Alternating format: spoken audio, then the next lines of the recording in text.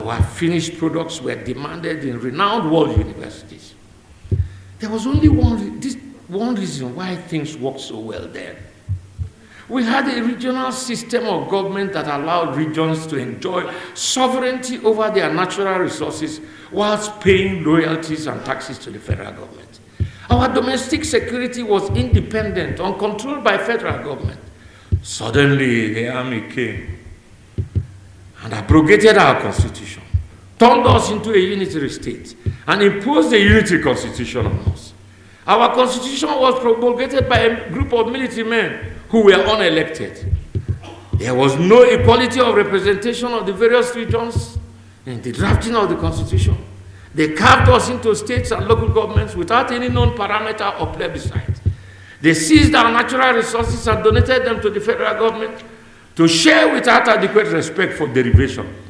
Our constitution is not touched on us. It claims to have been made by we, the people of Nigeria. But this was falsehood. We didn't have a referendum or a plebiscite for it, nor did we have an elected assembly to debate and ratify it.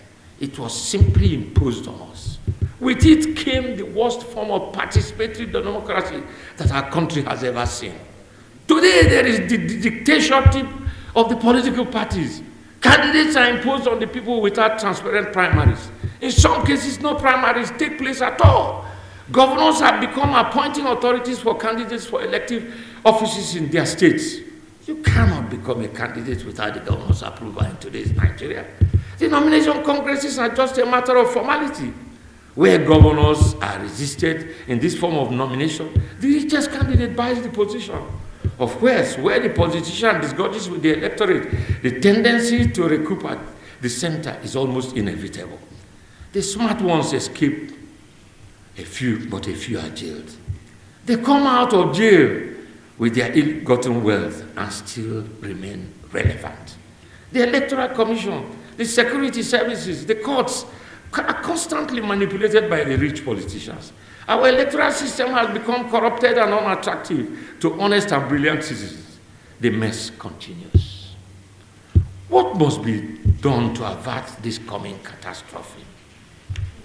Nigeria must restructure and give its component units sovereignty over its natural resources, provided they pay royalty or some form of taxation to the federal government to maintain federal responsibilities like external defense, foreign missions, customs, and immigration. In this way, true democracy will evolve and the speed of development increased. Emphasis must return to agriculture and education. Education must emphasize on Renaissance digital orientation. Domestic security must remain in the hands of federating units. The secularity of the Nigerian state must be respected. These irresistible minimum conditions are non-negotiable. If it does not happen, we have no alternative but to go our separate ways. Processes to begin our restructuring as a nation must be concluded before the 2027 elections, so as to avert a situation where sections of the country may boycott elections and present the country with a constitutional force majeure.